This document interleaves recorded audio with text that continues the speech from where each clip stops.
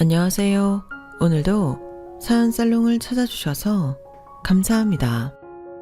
왜 그런 말이 있잖아요. 사람 나고 돈 났지 돈 나고 사람 났냐고. 그런데 세상을 살아가다 보면 사람보다는 돈이 먼저일 때가 많은 것 같더라고요.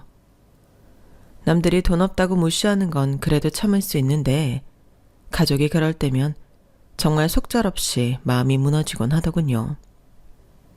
제가 시집와서 10년 넘게 살면서 저희 시어머니한테 상처를 많이 받았어요. 이유는 하나였어요. 제가 없는 집 자식이란 거였죠. 저보다 5살이나 어린 동서 앞에서 친정 때문에 시어머니한테 차별을 당할 때면 다 때려치우고 이혼해버릴까 하는 생각이 들었던 게 한두 번이 아니에요. 동서가 있는 집 딸이라서 시댁에서도 대우받고 사는 거야. 누가 뭐라고 합니까? 그런데 왜 제 친정을 동선의 집이랑 비교하면서 무시하고 괄시를 하냐고요. 정말이지 그동안 시어머니한테 쌓인 감정을 풀어내자면 사흘 밤낮을 떠들어도 모자르지만 그래도 이번에 제대로 복수할 수 있어서 10년 묵은 채증이 쑥 내려간 기분이랍니다. 그럼 사설은 이쯤에서 접어두고 본격적으로 제 사연을 소개해 드릴게요.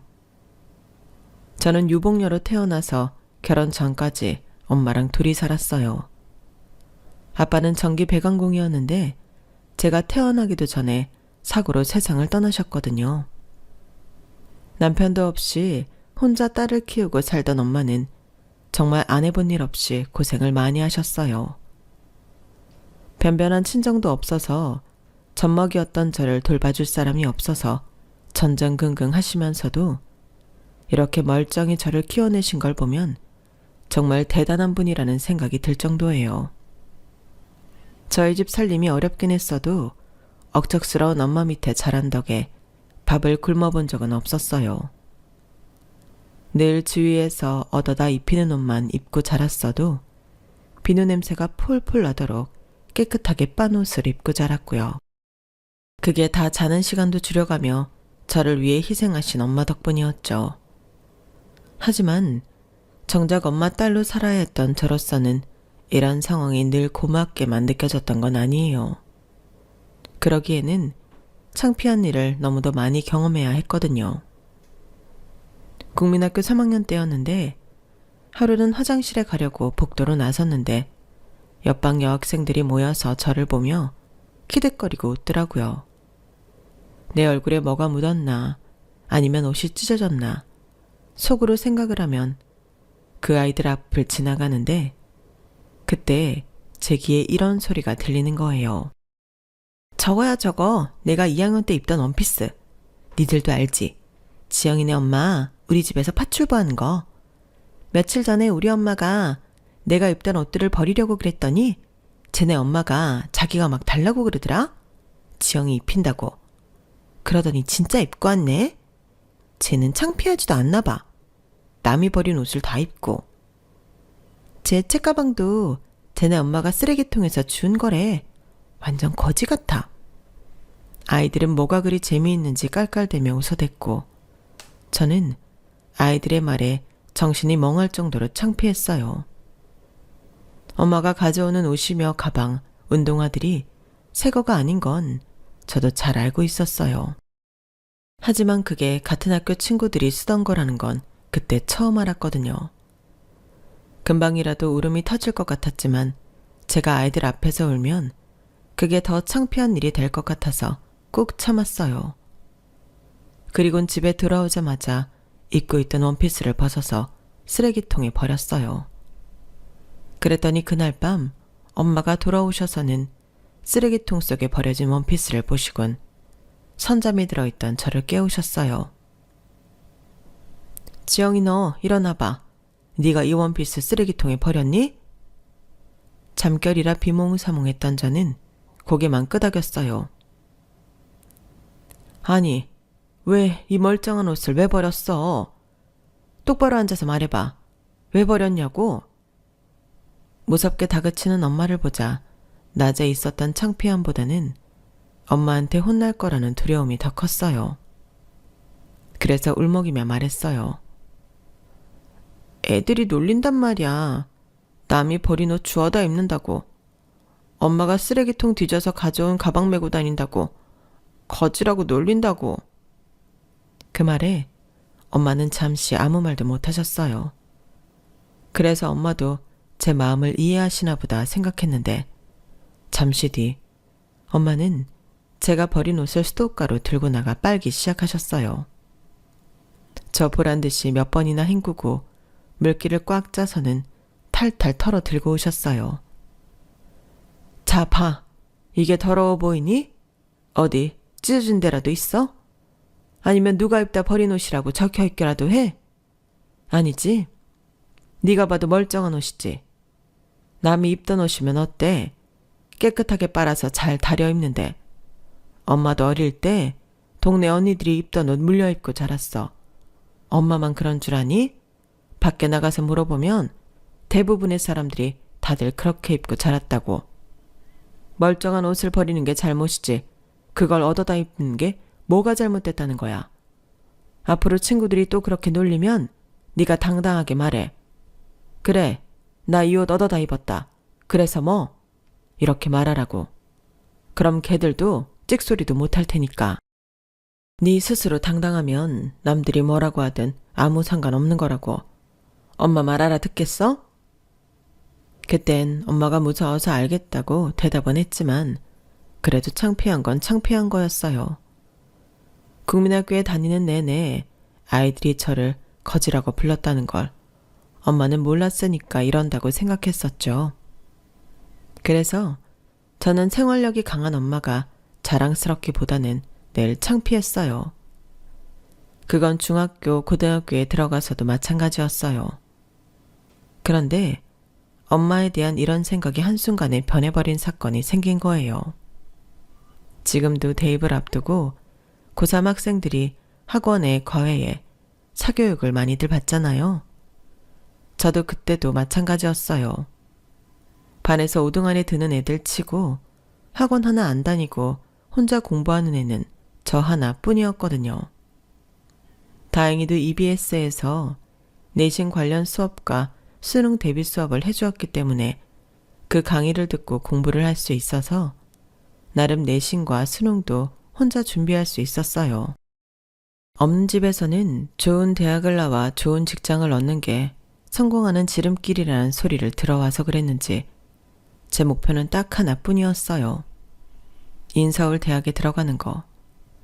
어떻게든 합격해서 이 지긋지긋한 가난에서 벗어나야겠다고 생각했거든요.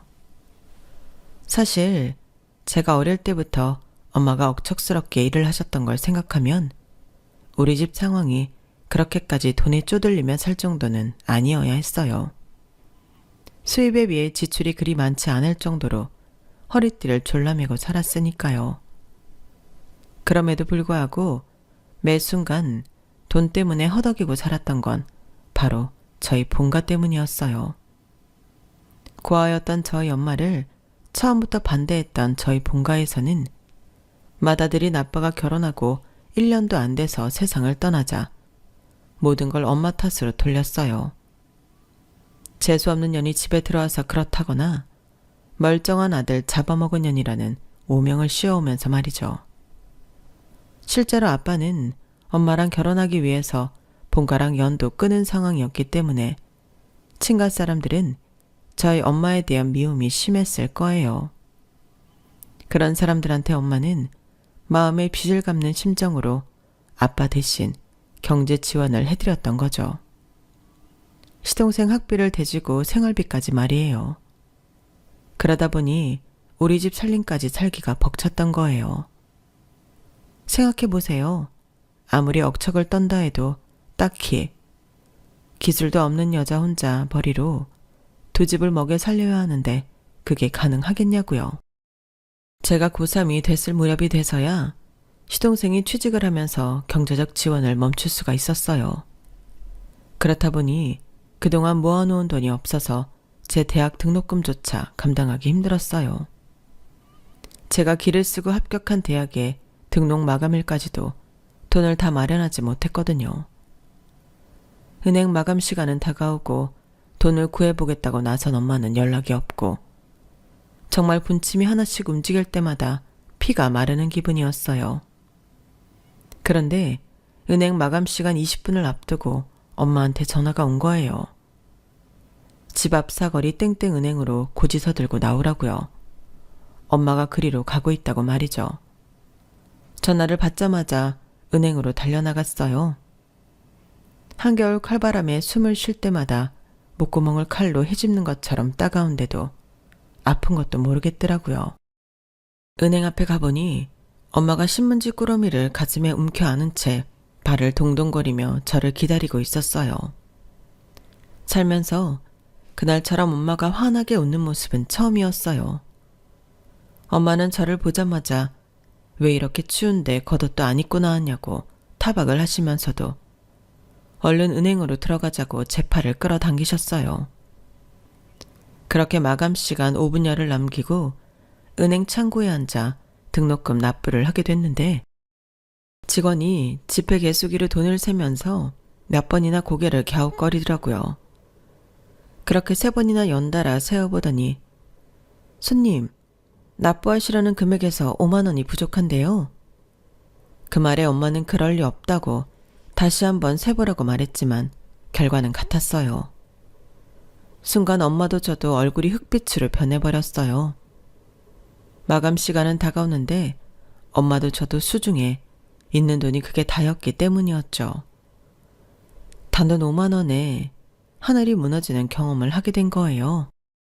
그 순간 저는 머리가 텅 빈 것처럼 멍해져서 아무 말도 못하고 있었는데 엄마가 바들바들 떨리는 손으로 창구 직원 손을 잡으며 그러시더라고요. 저기요, 이거 우리의 대학 등록금이에요. 오늘까지 납부 못하면 우리의 대학 입학 취소된다고요. 제가 모자라는 돈 꼭 갖다 드릴 테니까 어떻게 좀 안 될까요? 내가 맞춰서 받아온다고 한 건데 어떻게 돈이 부족하게 됐는지 모르겠네요. 제발 부탁 좀 드릴게요. 하지만 창구 직원으로서도 어쩔 도리가 없는 일이었어요. 처음 보는 사람한테 자기 돈 5만 원을 줄 수는 없으니까요. 창구 직원은 몇 번이나 죄송하다며 거절을 했어요. 그런데 그때 뒷자리 책상에 앉아있던 직급이 있어 보이는 분이 저희 창구 쪽으로 오시더니 자신의 지갑에서 10,000원짜리 5장을 꺼내 내미시지 뭐예요. 이 돈은 갚지 않으셔도 됩니다. 제가 따님 대학 입학 선물로 드리는 거니까요. 학생, 좋은 대학에 합격한 거 축하해요. 공부 열심히 하세요. 알고 보니 그분은 그 지점 차장님이셨어요. 그 덕분에 저는 등록 마감 2분을 남기고 무사히 등록을 할 수 있었고 원하던 대학에 입학할 수 있었어요. 다음날 엄마는 5만 원을 들고 그 지점을 찾아갔지만 차장님은 끝내 그 돈을 받지 않으셨어요. 그날 엄마는 저와 함께 집으로 돌아가면서 그런 말을 하셨어요. 인간 같지도 않은 놈 공부시키느라 내 새끼 대학도 못 보낼 뻔했다고요. 엄마가 말한 인간 같지 않은 놈은 바로 제 삼촌이었어요. 그동안 엄마가 없는 돈까지 쪼개서 대학 공부까지 시켰던 엄마의 시동생이었죠. 제 대학 등록금 마련이 힘들었던 엄마는 시동생을 찾아가 다만 얼마라도 도와달라 청했는데 대기업식이나 다니는 사람이 그럴 돈 없다며 딱 잘라 말하더래요. 그러면서 그간 자기 대학 공부시켜준 은인한테 모진 말만 퍼부어댔던 거죠. 착각하지 마세요. 그동안 내가 받은 건 그쪽이 주는 대학 등록금이 아니라 내 형 목숨값이었다고요. 우리 형, 당신 같은 여자 안 만났으면 그렇게 죽지도 않았다고. 당장 학비가 없어서 고등학교를 그만두게 될 판이었을 때 삼촌은 저희 엄마를 찾아와 자기가 취업을 하면 꼭 갚겠으니 학비 좀 내달라고 부탁을 했다더군요. 그렇게 고등학교를 졸업하자 대학 등록금을 부탁했고 이후엔 취업 때까지 생활비 부탁을 해왔던 거예요. 다른 건 몰라도 시동생 공부는 시켜야겠다는 생각에 그 고생을 해가며 먹을 거 못 먹고 입을 거 못 입어가며 도와줬더니 돌아온 건 배신뿐이었던 거죠. 그런데 전작 난생 처음 본 은행 직원은 아무 대가 없이 선뜻 5만 원을 내줬으니 그 상황에 엄마는 마음이 더 착잡하셨을 거예요. 그 일이 있고서야 비로소 그동안 엄마가 본가에 금전적 지원을 하느라 우리가 궁핍하게 살아왔던 걸 알게 된 저는 엄마만큼이나 화도 났지만 한편으로는 엄마가 참 안 됐다는 생각을 했어요. 겉으로 보기에는 그렇게 악착 같고 돈밖에 모르는 냉정한 사람 같았는데 실상은 세상 누구보다 마음이 여린 사람이었으니까요. 그런 사람이 선의를 베푼 사람한테 상처를 입었으니 얼마나 속상하겠어요. 그래서 엄마가 받은 상처 내가 치유해드려야겠다는 생각을 하게 됐어요. 나마저 엄마한테 감사한 마음을 갖지 않는다면 삼촌이나 다를 바 없는 인간이 되는 거니까요. 대학 등록을 마치고 한 달여쯤 지나 저는 그동안 아르바이트를 해왔던 곳에서 밀린 월급을 받았어요. 수능이 끝나자마자 대학 등록금에 보태려고 했던 아르바이트였는데 사장님이 월급을 차일피일 미룬 탓에 뒤늦게 받게 된 거였죠. 그 돈을 제 날에 받았더라면 엄마 마음고생이 덜했을 텐데 말이에요. 저는 그렇게 받은 돈으로 남자 손수건을 사서 제 등록금을 보태주신 은행 차장님께 선물했어요. 그랬더니 차장님이 그러시더라고요. 우리 아버지는 시골에서 땅 한 평 없이 마름으로 살아오셨어. 내가 대학에 합격하자 어렵게 등록금을 마련해 주셨는데 하나같이 낡고 오래된 돈들이 신기하게도 빳빳하게 펴져 있는 거야. 다리미로 달인 것처럼. 나중에야 알았지. 우리 아버지께서 그 돈을 마련하시느라 오랜 시간 한 푼 두 푼 장판 밑에 모아오신 돈이라는 걸. 학생 어머님이 들고 오신 돈을 보니까 돌아가신 아버지 생각이 나서 가만히 있을 수가 없더라고. 어머님께 잘해. 언젠가 어머님 그림자도 그리워지는 날이 올 테니까. 담담하게 들려주신 차장님 얘기를 듣고 나니 그동안 철없이 행동했던 제 자신이 부끄러웠어요. 엄마가 그날 어렵게 만들어 오신 등록금을 저는 그저 5만 원이 모자라는 돈으로만 생각하고 있었거든요.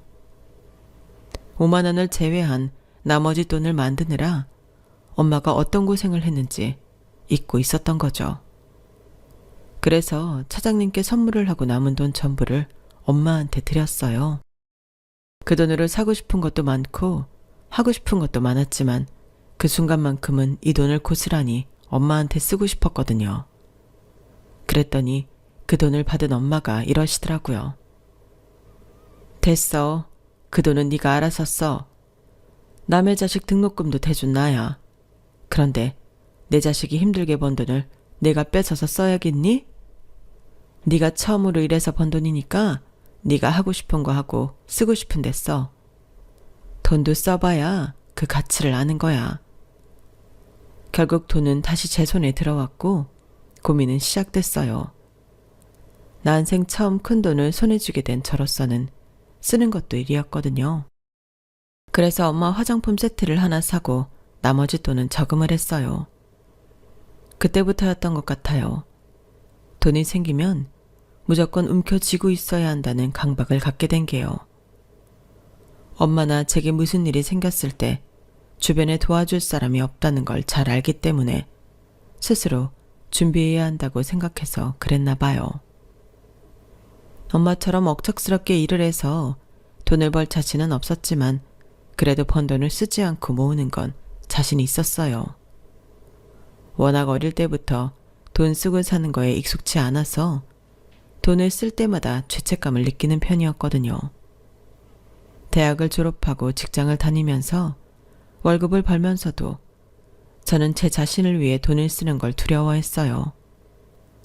주변 동료들을 보면 한 달 동안 노력한 내 자신을 위한 보상이라며 고가의 전자기기도 사고 명품 백도 할부로 사곤 했지만 저는 온전히 내 자신을 위해 치킨 한 마리 사는 것도 쉽게 안 되더라고요.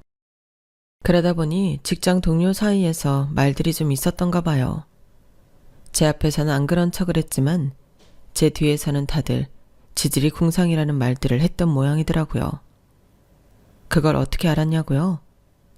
제 옆자리에 있던 동료가 결혼 직후 회사를 그만두게 되었는데 퇴사하는 날 제게 그러더라고요. 지영씨, 지금부터 내가 하는 말 고깝게 듣지 말았으면 좋겠어. 어차피 나는 떠나는 사람이니까 굳이 이런 얘기 안 하고 모른 척 할 수도 있지만 그래도 그동안 지영씨한테 도움받은 것도 있고 해서 해주는 말이야.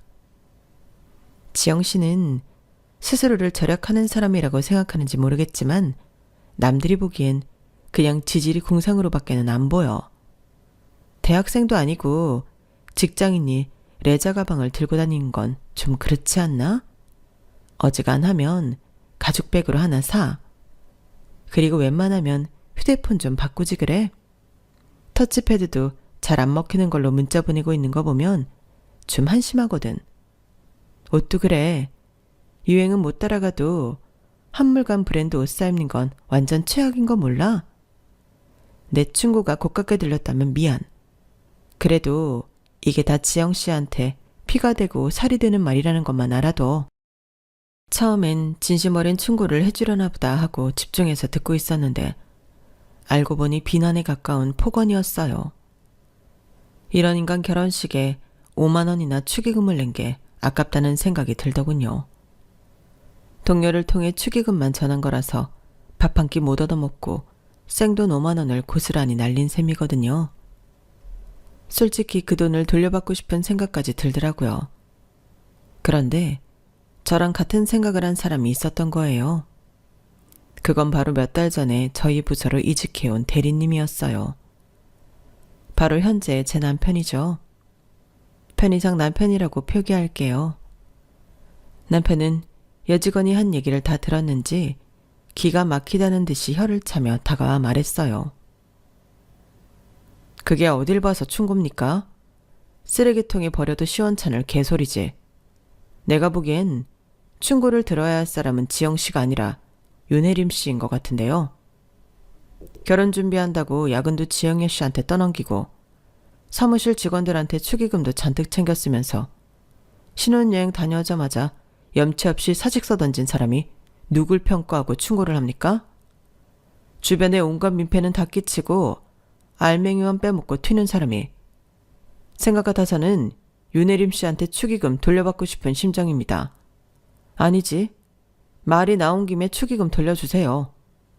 그날 식장에 가서 밥이라도 먹은 사람들은 모르겠지만 결혼식도 안 갔는데 반강제적으로 축의금 낸 사람들한테는 인간적으로 돈 돌려주는 게 맞지 않습니까? 지영씨나 나나 혜림씨 결혼식까지 갈 정도로 친한 사이도 아니었잖아요. 그럼 나중에 우리 결혼식 때 혜림씨가 축의금 들고 오겠습니까? 절대 안 오죠. 그렇다고 더 이상 직장 동료도 아닌데 우리가 낸 돈은 어떻게 돌려받겠어요. 그러니까 축의금 돌려주세요. 어서요. 몰랐는데 그날 보니 남편 성격이 장난이 아니더라고요. 평소엔 그저 사람 좋고 일 잘하는 대리님 정도로 보였는데 말이에요. 결국 그날 혜림 씨는 저랑 남편한테 5만 원씩 축의금을 돌려주었어요. 그런데 우리만 이런 생각을 했던 게 아니었던가 봐요. 저희가 축의금을 돌려받았다는 소식을 듣고 몇몇 여직원이 자기들도 축의금을 돌려달라고 했다는 걸 봐서는 말이죠. 결국 혜림 씨는 제게 충고를 가장한 놀림 몇 마디 했다가 축의금으로 받은 수십만 원을 돌려주게 되었어요. 알고 보니 다들 얌체짓을 해온 혜림 씨한테 감정이 안 좋았는데 남편의 용기 있는 행동에 이때다 동참했던 거였죠. 그런데 정작 남편은 상황이 이렇게까지 번지자 무척 난처해했어요. 그도 그럴 게 애초에 남편이 나섰던 건 축의금이 아까워서가 아니라 제가 당하는 걸 보고 화가 나서였거든요. 그때 이미 제 남편은 저한테 마음이 있던 때인지라 제가 혜림 씨한테 당하는 게 자신이 당하는 것보다 화가 나더래요. 그래서 축의금을 핑계로 엿을 먹였던 건데 괜히 제 앞에서 쪼잔한 사람처럼 돼버렸다고 한숨을 쉬더군요. 하지만 그 일을 계기로 저는 남편이랑 사귀게 됐으니 어떻게 보면 여기까지가 남편의 빅피처였는지도 모르겠다는 생각이 드네요. 그렇게 시작된 연애는 2년 가까이 지속됐고 그러다 제가 대리를 달자마자 결혼을 했어요. 처음 시댁에 인사를 드리러 갔을 때는 같은 직장에 다닌다고 하자 별 말씀을 안 하셨는데 상견례를 하고부터는 시어머니가 저를 대하시는 태도가 조금 달라진 걸 느꼈어요. 저희 결혼에 있어서 시댁에서 특히 뭘 더 해주시는 것도 없었고 그렇다고 제가 혼수를 못 해간 것도 아니었는데도 말이죠. 어머님의 이런 태도 변화가 무엇 때문이었는지 알게 된 건 몇 년 뒤 시동생이 결혼하면서였어요. 동서는 음대에서 첼로를 전공한 사람이었는데 친정이 꽤 잘 사는 모양이었어요. 동선의 친정아버지가 강남에 건물도 가지고 있고 경기권의 땅도 꽤 가지고 있다고 했거든요. 그래서 그런지 동서가 쓰는 화장품이나 구두, 백 등은 명품을 잘 모르는 저도 알 정도로 이름 있는 제품들이었어요. 백화점 쇼윈도 너머로만 봤던 것들이었죠. 그렇다 하더라도 부러워 죽겠다거나 셈이 났던 건 아니에요. 그냥 그런가 보다 했거든요. 그런데 어머님의 행동을 보고는 솔직히 마음이 흔들리더군요. 저한테는 늘 무뚝뚝하고 고압적으로 행동하시던 어머님이 동서한테는 어쩜 그렇게 봄날 햇살처럼 따뜻하게 대하시던지 옆에서 보는 제가 다 부러울 정도였어요. 그래서 하루는 용기를 내서 어머님께 말씀드렸어요. 제가 부족한 점은 많지만 그래도 너무 미워만 하시지 마시고 좋은 점도 봐달라고요. 그랬더니 어머님이 헛웃음을 지으시면서 그러시더군요. 그래, 네가 무슨 죄겠니? 네 부모 직업을 네가 지정해준 것도 아닐 텐데. 그런데 말이다. 네가 아무리 노력을 해도 난 네가 좋게는 안 보일 것 같구나. 너 상견례 날 내가 무슨 소리를 들었는지 아니? 그날 한정식집 입구에서 네 엄마랑 만나서 같이 들어가는데 그 식당 사장이 네 엄마한테 그러더라. 시간 나면 자기네 건물 청소도 부탁한다고. 네 엄마가 뭘 해먹고 살든 솔직히 나 상관없다. 그런데 내 사돈이 남의 건물 청소나 하고 산다는 걸 사람들이 아는 건 또 다른 문제지. 내가 네 엄마랑 돈급 취급을 받게 될 게 뻔하니까. 그날 그 한정식 집에서 내가 얼마나 창피하고 모멸감을 느꼈는지 아니? 서빙을 하는 것들도 죄다 내가 건물 청소부 사돈이라는 걸 알 텐데 나를 온전히 손님으로 봐주겠냔 말이야. 내가 왜 네 엄마 때문에 별것도 아닌 것들한테 동정을 받아야 하니? 내가 왜 그래야 하냐고. 내가 너를 작은 애랑 차별한다고 안 입고 온 모양인데 그렇게 따지면 나는 네 친정 때문에 불쾌한 게 이만저만이 아니다. 그러니 다시는 이런 소리 하지 말아라. 내가 내 며느리 예뻐하고 말고는 내 마음이니까. 그러니까 어머님 태도가 변한 건 저희 엄마 직업 때문이었던 거예요. 당시 저희 엄마는 그간 모아둔 돈으로 엄마가 일하던 청소업체를 인수해 운영하고 있었는데 하필 한정식집 사장님이랑도 안면이 있었던 모양이었어요. 솔직히 저는 건물 청소하는 일이 남들 앞에서 고개를 못 들 정도로 창피한 일이라고 생각하지 않아요. 남의 돈 훔쳐서 먹고 사는 것도 아니고 열심히 노동을 해서 돈을 버는 깨끗한 일이니까요. 그런데 시어머니 입장에선 그게 창피하고 싫다고 하시니 더 말씀드릴 말이 없더라고요. 그렇다고 엄마한테 다른 일을 하시라고 할 수도 없는 노릇이어라서 앞으로 내가 잘하면 어머님이 그래도 마음을 열어주시지 않을까 기대를 걸어볼 수밖에 없었어요. 그런데 그런 제 바람과 달리 동서가 시집을 오고 난 뒤부터 어머님과의 사이는 점점 더 멀어졌어요. 저랑 살아온 시간이 더 긴데도 불구하고 어머님과 동서는 그 짧은 시간에 무척 가까워졌거든요. 그러면 그럴수록 어머님은 점점 더 저를 멀리하시고 말조차 섞는 걸 싫어하셨어요. 제가 어머님께 뭔가를 여쭈어 볼 때면 단답형으로 대꾸를 하시거나 턱이나 손으로 가리키시는 정도였는데 동서한테는 먼저 살갑게 말도 거시고 칭찬을 그렇게 해주시더라고요. 그러면서도 제게 시키실 일은 따박따박 시키시는 걸 보면 어떤 의미에서 참 대단한 분 같았어요. 그중 하나가 아버님 제사였어요. 제가 시집 왔을 때는 본가에서 어머님이 직접 지내시던 제사였는데 제가 시집 오고 이듬해부터는 저희 집에서 저더러 지내라고 하시더라고요. 어차피 장남이 물려받아야 할 제사이니 미리 받아서 하라고요. 당시만 해도 아이가 없었던 터라 어머님 말씀을 순순히 따랐는데 그해 겨울 계획에 없던 임신을 하게 되면서 육아와 직장 생활까지 병행하다 보니 제사를 떠맡은 게 후회가 되더라고요. 하지만 어쩌겠어요. 이미 엎어진 물이기도 하고 언젠가 제가 맡아야 할 일이기도 했으니 어떻게든 해보는 수밖에요.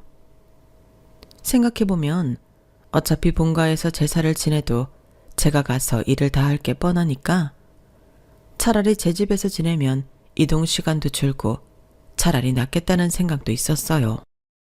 그래서 매번 아버님 제사 때마다 월차를 내거나 반차를 내고 집에서 음식 준비를 하곤 했어요. 그리고 문제의 사건이 있었던 그날은 남편도 월차를 내고 함께 제사 준비를 했어요.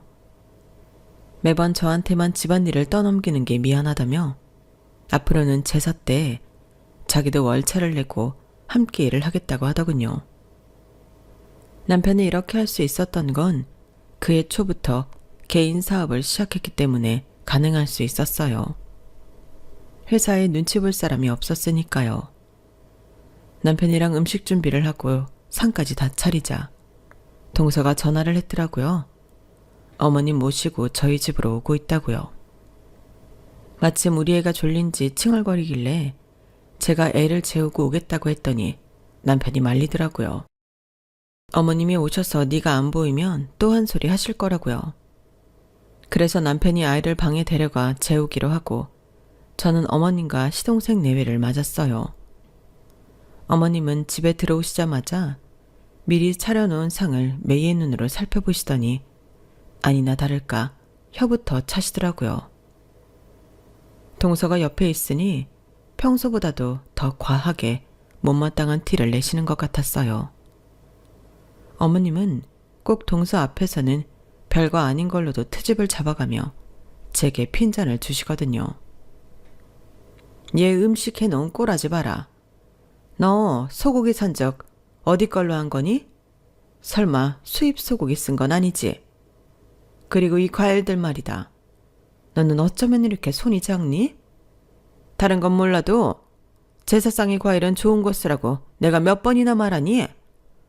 사고고 배고 알이 이렇게 작아서 어디다 써먹어. 전 부친 것도 봐. 니네 친정에선 이런 것도 전이라고 해먹냐? 내가 귀신이라도 이런 제사상엔 젓가락 깔 데가 없겠다. 이래서 며느리는 좀 사는 집 여자를 데려와야 하는 거야. 지 친정에서 보고 자란 게 없는데 뭘 알겠냐고. 고기도 먹어본 놈이 먹는다고 제대로 쓰고 살아봤어야 흉내라도 내지. 아, 제사상 차릴 때마다 내가 너 때문에 늙는다 늙어. 하루 종일 기름 냄새 맡아가며 발이 퉁퉁 붓도록 일을 하고도 수고했다는 말 한마디 못 듣는 것도 억울한데 이런 취급까지 당하니까 억울하고 창피해서 눈물이 핑 돌았어요. 매번 제사상 차릴 비용 한 푼 안 주시고 저한테 다 떠넘기시면서 이런 식으로 말씀하시면 안 되는 거잖아요. 고기도 늘 비싼 한우로 준비하고 과일도 제일 크고 싱싱한 걸로 준비한다고 하는데도 왜 매번 어머님 눈에는 제가 아는 모든 게 형편없는 싸구려로 보이는 건지 이해가 안 갔어요. 특히 동서가 들어오고 난 이후로 더 이렇게 저를 못 잡아먹어서 안달이시니 정말 미치겠더라고요. 그래서 이번엔 저도 더는 안 되겠다 싶어서 한 말씀 드렸어요. 어머님, 저 하루 종일 힘들게 일만 했어요. 회사에서 오전 근무 마치자마자 반차 내고 장 봐와서 지금까지 일하느라 점심도 못 먹었다고요. 그런데 수고했다는 말 한마디 없으시고 타박만 하시니까 너무 서운해요. 소고기는 한우 맞고요. 과일은 과일 가게에서 제일 크고 싱싱한 걸로 샀어요. 저 아버님 제사상에 싸구려 재수 올린 적 없어요. 평소에 비싸서 저희는 못 사 먹는 제일 좋고 크고 싱싱한 걸로만 준비한다고요. 그런데도 어머님 눈에는 안 차신다면 할 수 없네요. 정 마음에 안 드시면 앞으로 제사상은 어머님이 준비하세요. 그러자 시어머니가 눈을 부릅뜨고 달려드셨어요. 이게 아주 못 배워먹은 티를 내는구나. 뭐가 어쩌고 저째? 누구 보고 제사를 지내라고? 얘가 아주 날이 갈수록 가관이구나. 그래, 네가 할 만큼 했다고? 고기고 과일이 제일 크고 좋은 걸로만 샀다고? 하이고 얘. 내가 이날이 때까지 소고기며 과일 한 번 안 사본 사람인 줄 아니? 작은 애야, 네가 말해봐라. 지난 추석에 내가 너희 친정에 보낸 한우 세트 말이다. 그거랑 이 상에 오른 소고기랑 차이가 나니 안 나니? 그리고 올 설에 보낸 과일 세트랑 상에 오른 과일이랑 크기 몇 대깔이 차이가 나 안 나? 어머님도 참, 형님도 있는데 저한테 그런 걸 물으시면 제 입장이 곤란하잖아요. 형님, 미안하지만 이번 일은 어머님 말씀이 맞는 것 같아요. 저희 집에 명절 선물 보내주신 거랑 비교했을 때 확실히 다르긴 하거든요. 그 말에 저는 한숨이 툭 튀어나왔어요. 그러자 어머님이 바로 한 소리 하시더군요. 왜? 이젠 작은 애 말도 못 믿겠다는 거냐? 그럼 내가 백화점 영수증이라도 찾아서 보내줘야 믿겠니? 어머님 그만하세요. 형님도 음식하느라 힘들어서 그런 건데. 그쵸 형님? 그냥 다음엔 더 좋은 걸로 하겠다고 말씀드리세요. 정 안 되면 제가 단골 가게에 연락해서 고기랑 과일은 보내드릴 테니까요. 두 사람은 제가 자신들 말을 못 믿어서 그런다고 생각하는 것 같았어요. 제 한숨의 의미는 어머님이나 동서가 생각하는 것과는 다른 의미였는데 말이죠. 제가 한숨이 났던 건 고기의 질이나 과일의 크기 문제가 아니라 다른 데 있었어요. 그건 바로 어머님이 동서 친정에 매번 보냈다는 명절 선물 때문이었죠. 제가 결혼하고 5년이 되도록 어머님이 제 친정에 선물을 보내주신 적이 단 한 번도 없었거든요. 매번 저희 엄마는 시어머니께 백화점 상품권이며 한우, 전복 세트 등을 보내드렸는데도 말이에요. 우리 집에서는 그렇게 수년간 받아먹도록 단 한 번도 답례를 안 하더니 동선의 집에는 질 좋은 선물을 보내왔더니 정말 기가 차고 열불이 나더라고요. 그동안 저랑 동서를 차별하는 건 알았지만 친정까지 차별하시는 줄은 몰랐거든요. 이쯤 되니 저는 시어머니께 잘해드리고 싶은 생각이 싹 사라져버렸어요. 보기 좋게 보려고 노력했던 제가 병신처럼 느껴질 정도였죠. 어머님, 그동안 동서 친정에는 명절 선물도 보내셨던 거예요? 저 이 집에 시집 온 뒤로 매년 저희 친정엄마가 어머님께 선물을 보내왔지만 단 한 번도 답례를 받아본 적이 없었어요. 그런데 동서 친정에는 명절 선물을 보내신 거냐고요? 왜요? 왜 동서 친정에만 보내셨는데요? 제가 울먹이는 소리로 묻자 시어머니가 눈을 내리깔면서 그러시더군요. 아니, 내가 거지한테 적선할 일 있니? 생각지도 못한 어머님의 말에 저는 내가 잘못 들은 건가 생각했어요.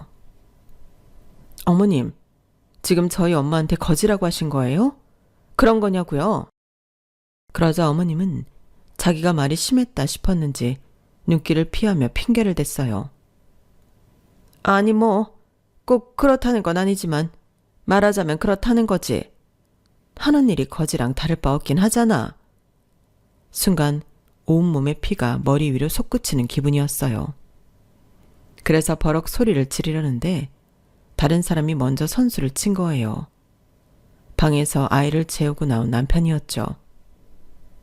이게 무슨 개소리야 엄마. 제정신이야?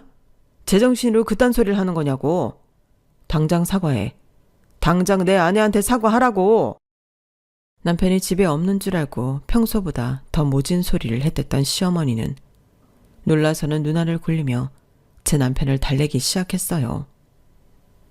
아들, 엄마가 말이 헛나왔어.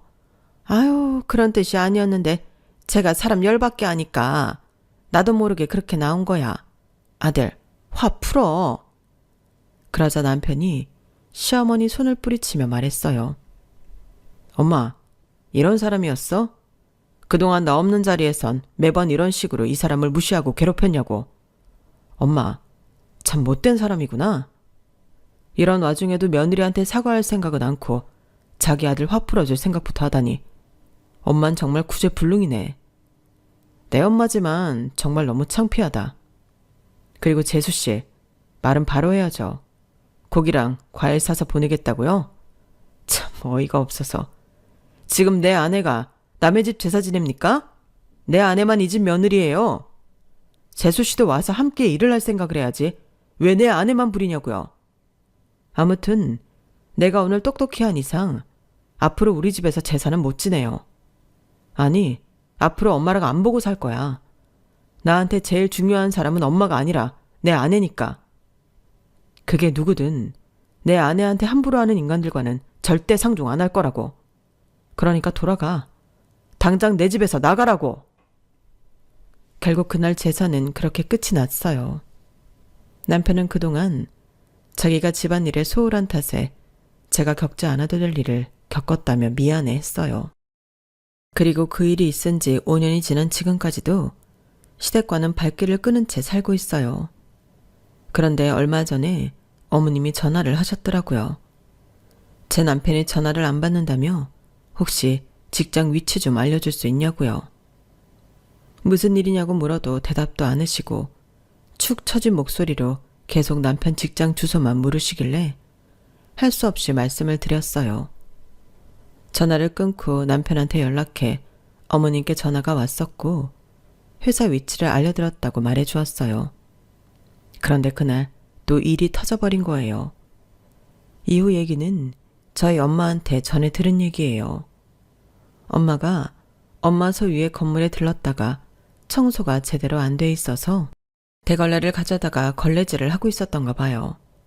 그런데 하필 그때 시어머니가 건물 안으로 들어온 거죠. 비록 자식들이 연을 끊고 사는 시부모지만 안 그래도 사돈된 사이에 모른 척 할 수 없어서 먼저 인사를 했더니 시어머니가 저희 엄마를 머리부터 발끝까지 쭉 훑더니 한숨을 푹 쉬더래요. 그리고는 글쎄, 이봐요. 어쩜 사람이 이렇게 지지리도 궁상입니까? 아니, 여기가 어디라고 그꼴로 있어요? 이젠 하다하다 내 아들 얼굴에 먹칠까지 하려고 이렵니까? 이런 거짓골을 하고 내 아들 회사 건물에서 걸레질을 하면 직원들이 사장이 내 아들을 어떻게 보겠냐고요? 아우, 세상에. 이래서 며느리는 있는 집에서 드리라고 하는 건데 내가 아주 당신 모녀 때문에 멀쩡히 살 수가 없다고요. 저리 꺼져요.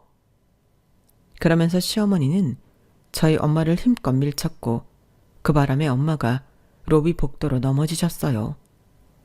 순간 경비실에 있던 건물 경비 아저씨가 달려와 저희 엄마를 부축하며 말했어요. 아유, 정 여사님, 이게 무슨 일입니까? 경찰 불러드려요. 그러자 시어머니가 성질을 확 내며 말했어요. 뭐? 경찰? 아이고, 건물 청소부나 경비원이나 아주 한통속이구만. 그래, 경찰 부른다고 하면 내가 겁낼까봐? 내 아들이 이 건물에 있는 회사 사장이야. 어디서 까불어? 그러자 경비 아저씨가 헛웃음을 지으며 그러셨어요. 아, 그러세요? 그럼 이분이 누군지도 잘 아시겠네요. 정 여사님이 이 건물 건물주십니다. 그쪽 아드님이 이 건물에 입주했다는 5개 회사 중에 어느 회사 사장인지 모르겠지만 뭐가 됐든 간에 건물주만큼 높겠습니까? 그리고 정 여사님이 건물주가 아니라고 해도 그렇습니다. 사람을 함부로 밀쳤으면 사과부터 한 게 도리죠. 누가 높으니 낮으니 떠들 게 아니라 죄송합니다. 이 한마디 하는 게 인간된 도리란 말입니다. 대개 아드님이 얼마나 잘난 사람인지는 모르겠지만 괜히 자식 얼굴에 먹칠 그만하시고 사과부터 하세요. 이후 남편이 연락을 받고 로비로 내려왔고 시어머니는 저희 엄마한테 고개 숙여 사과를 했다고 하네요.